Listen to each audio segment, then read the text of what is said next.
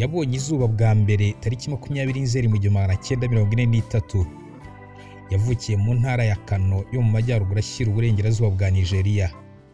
Yakuriye muri aka gace anahatangirira amashuri mbere y'uko akomereza mu ishuri rikuru rya gisirikari Nigerian Military Training College riri mu ntara ya Kaduna. Yarwanye mu ngabo za Nigeria mu gihe cy'intambara y'imbere mu gihugu. Yari umuntu w'ingenzi muri kudeta zabanje mbere y'uko aba minisitiri w'ingabo mu kwa 8 mu 1993. Mu kwa 11 muri uwo mwaka nawe yahise akora kudeta ajya ku butegetsi asimbuye Ernest Shonekan wari umaze iminsi 83 gusa ayobora Nigeria mu butegetsi bw'inzibacyuho. Leta ye yashinjwe ibikorwa bikabije byo guhutaza uburenganzira bwa muntu. Ku butegetsi bwe mu 1995 Nigeria yahagaritswe mu muryango Commonwealth w'ibihugu bikoresha ururimi rw'icyongereza nyuma yo guha igihano cy'urupfu abantu 9 bari impirimbanyi z'uburenganzira bwa muntu. Yabyaye abana 10 apfa bitunguranye mu kwa 6 mu mwaka wa 1998 afite imyaka 54. Icyamwishe nticyamenyekanye. Ntibizwi neza niba yarazize umutima cyangwa yararozwe kuko nta suzuma ryakorewe umurambo we. Sani Abacha, perezida w'umunyagitugu wayoboye Nigeria akaza gupfata ari amamiliyari y'amadolari yibye, niwe tugiye kugarukaho muri iki kiganiro. Ikaze.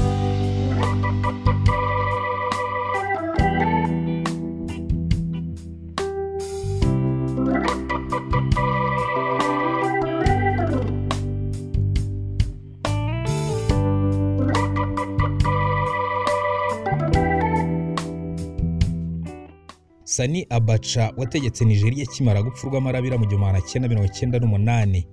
Amahanga yatangiye gushakisha imari ibarirwa muri miliyari nyinshi z'amadolari yibye yarapfuye adakoresheje.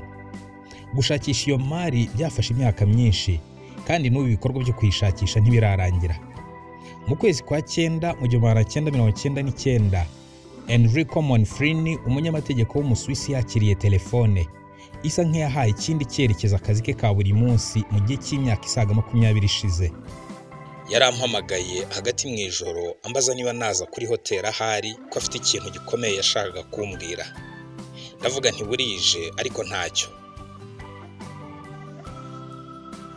Uku niko uyu munyamategeko asobanura intangiriro y'urugendo rwe bw'imyaka 20 mu kugaruza amamiliyari y'amadolari yibwe na Perezida Sani Abacha. Uwari umuhamagaye yari umuntu umwe mu bakomeye muri leta ya Nigeria icyo gihe. Monfrini avuga ko uwo muntu yari yoherejwe i Geneve n'uwari perezida wa Nigeria icyo gihe Olusegun Obasanjo ngo amuhe ako kazi ko gushakisha amafaranga yibwe na Abacha wategetse Nigeria kuva mu 1993 kugeza apfuye mu 1998. Nk'umunyamategeko Monfrini yari afite abakiriya benshi muri Nigeria kuko yagiye anahakorera kuva mu myaka ya 1980. Agakeka ko abakiriya be aribo bamurangiye Perezida Olusegun Obasanjo. Yarambajije ati wabona ayo mafaranga ari kandi ukayahagarika, wakora uburyo ayo mafaranga asubizwa Nigeria? Ndamusubiza nti yego, ariko icyo gihe mu by'ukuri sinari nzi imiterere y'ako kazi, nagombaga kubimenya vuba, nuko ndatangira. Nguko uko uyu munyamategeko yatangiye akazi yarahawe na Perezida Obasanjo. Mu kugatangira, polisi ya Nigeria yamuhaye amakuru ya zimwe muri konti za banki zo mu Busuwisi zafunzwe zisa n'izashyizweho hamwe mu mafaranga Sani Abacha n'abakoranaga nawe bibye. Ibi Enrico Monfrini yabyanditse mu gitabo cye yise Recovering Stolen Assets, kugaruza imitungo yibwe ugenekereje mu Kinyarwanda.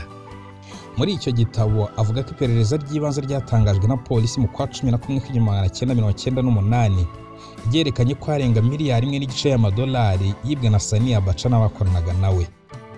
Bumwe mu buryo Sani Abacha yakoresheje yigwizaho iyo mitungo bivuga ko bwari buteye isoni.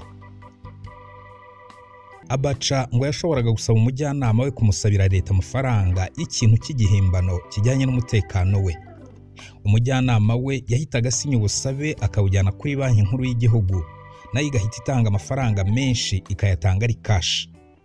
Umujyanama amafaranga yahitaga yajyana ku rugo rwa Sani Abacha.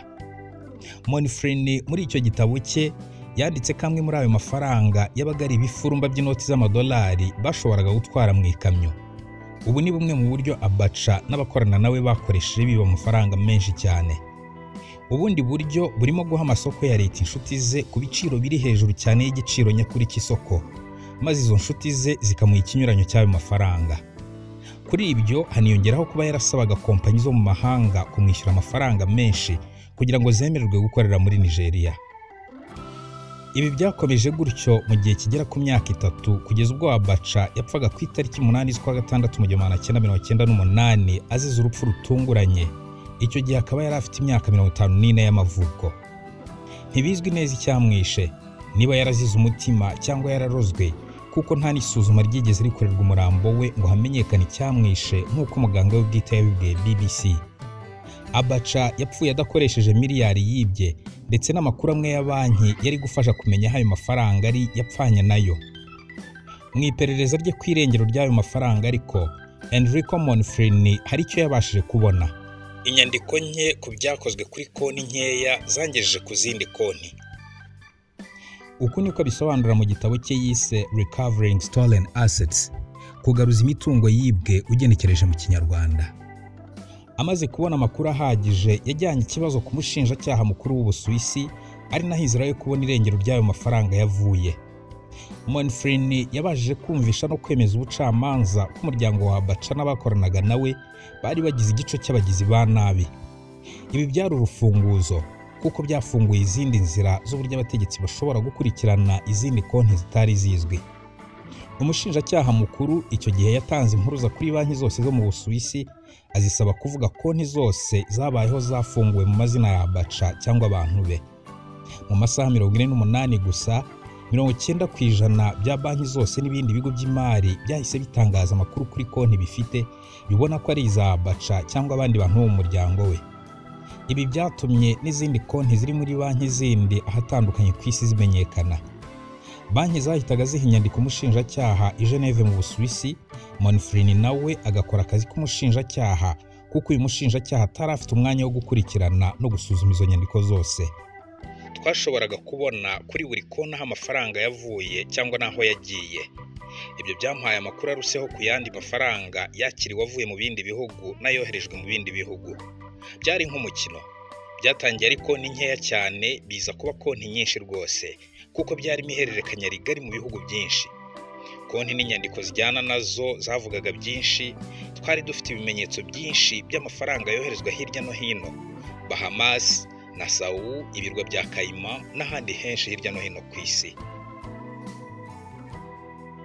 Ubunini bw'iyo mari ya Abacha n'abakoranye nawe byari bisobanuye akazi kenshi kuri Monfrini. Bisa naho nta muntu wumvaga ko kazi.